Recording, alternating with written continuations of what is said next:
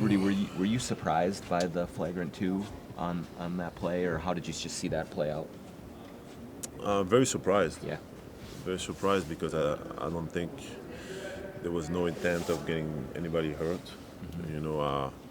There was an intent to foul, Mm-hmm. but I don't feel like it was meant to really hit him in the rib to hurt him. Mm-hmm. It was more like to take away his momentum and contest the shot. So they deemed that it was winding guy out, winding, what do you say? Winding up, I think. Winding Yeah, up and yeah, everything. yeah. I didn't feel like it. Mm-hmm. I just feel like it was just maybe a very physical foul. Mm-hmm.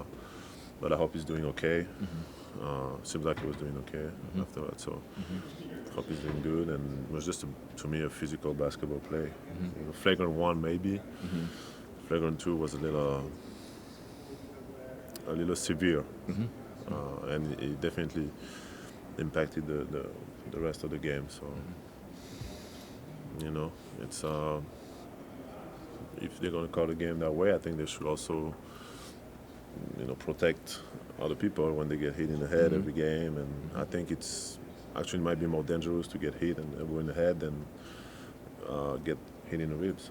You had just gotten hit in the head a few plays before. Mm-hmm. Was there frustration or with any of that, or Not really. Okay. I thought they called what it was supposed to be, a flagrant one. Mhm. I was grateful that they reviewed that play, and Mhm. and then we can keep playing basketball. Mhm. I think I don't think it was a mean to hurt me on that play either. Okay. Just like I don't think there was a mean for me to hurt him on Mhm. the play afterwards. It's a physical game, and sometimes you try to do the right thing. Mhm. But Are you aware of I think with the flagrant points now, Yeah. if you get another flagrant foul, you're going to be suspended. You looked into that? I mean, yeah, I've never not once in my life attempt to get anybody injured with the way I play. So I'm gonna keep being who I am, do what I'm supposed to do for my team, and do it with integrity, which is what I've always done throughout my whole career. So yeah, I'm aware of it, but it's not gonna stop me from playing defense. Different topic. Offensive rebounding. Feels like you've been extremely intentional about being on the offensive glass. I was wondering, does that feel different than Utah? Is that something you are more focused on doing because maybe that's a way you can impact this team more than you could have? I think I've always, since I've been in the league, I always felt like it was a way for me to impact winning, impact the other team, and it's very, very positive for our team, to be able to get extra possessions. We can completely change the momentum of games. We've seen it in Game 5 last year. And overall, those are, every team in the world try to make sure the other team doesn't get offensive rebound because it's such a killer for the defense. And so yeah, I try to, as someone that wants to win, try to really master that. A lot of it is heart and then positioning and then just hustle, which is fun. Is there a difference between games where you're doing a lot of tipping of the ball and on rebounds and games when you're trying to grab it? Is it of where you are in position? Is it an instinctual thing, or is it? Because there are some games it seems like where you're grabbing the More- rebounds more than tipping in the some ball, trying to games, tip it to yourself. What? Yeah, I try to. I think it's true. Good job. You saw that. But it's true. I mean, I think some games or maybe some situations, it seems like instead of really going to get the ball with two hands, I'm more trying to tap it out and things like that. I think maybe sometimes it's maybe linked to fatigue or maybe linked to some games. Maybe guys might be grabbing one of my hands or things like that. But overall, when I go with that mindset of going to get it, I think it's better. Sometimes I'm not able to, and Right.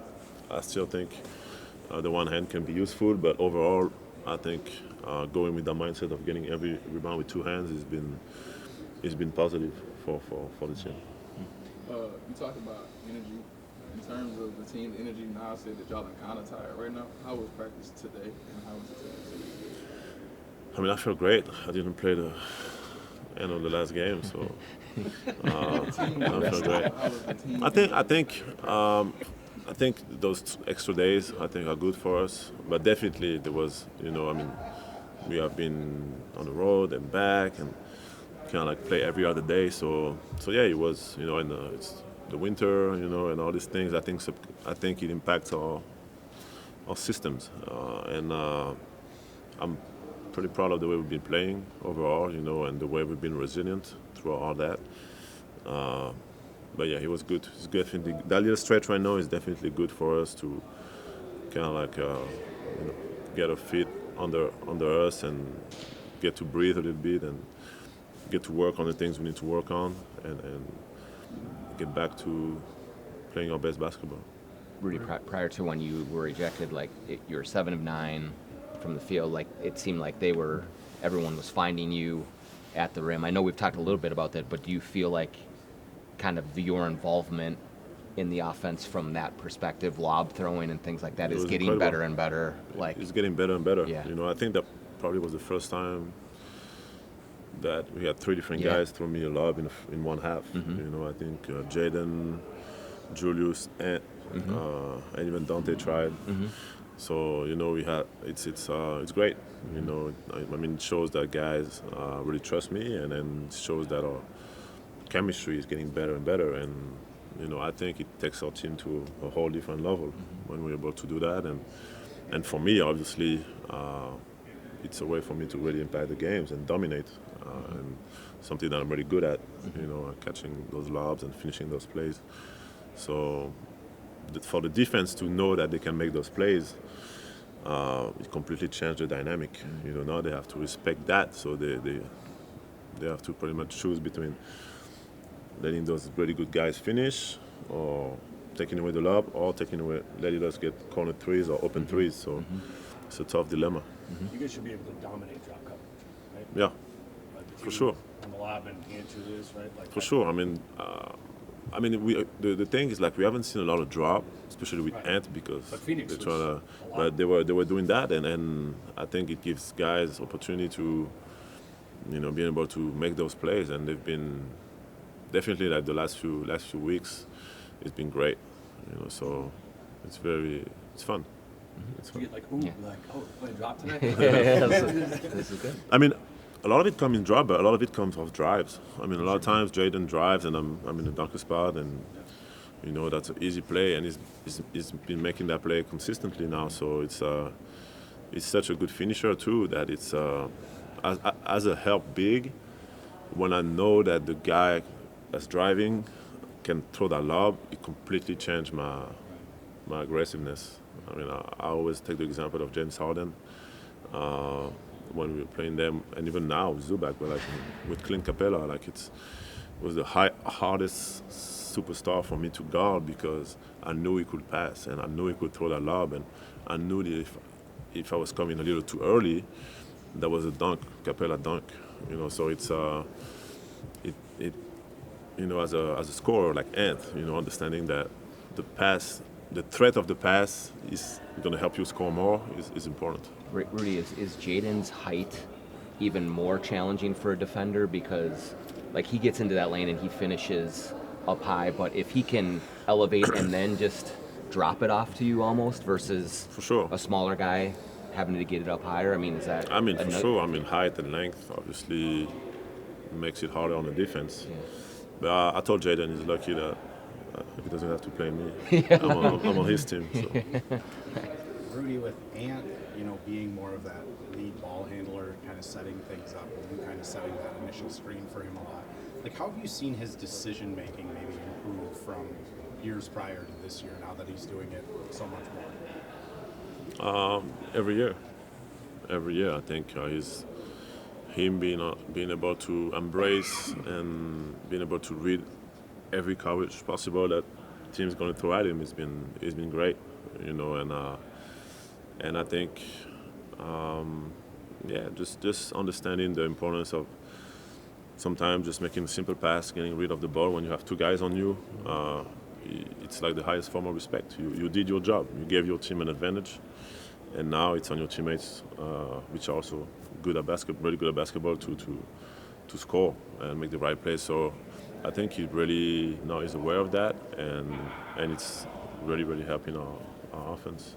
As a team defensively, you guys have been much better later in games than at the beginning. What can you try to do to make sure the beginning of the game is more clean defensively? I think we got to defend better. Start with a level of urgency, regardless of if the first minute of the game or if we're down 10, or up 10. No matter what, like it's starting the game with that level of competitiveness and urgency. And it's on us. It's a mindset. It's definitely on us. I think, and I truly believe it's on the defensive end.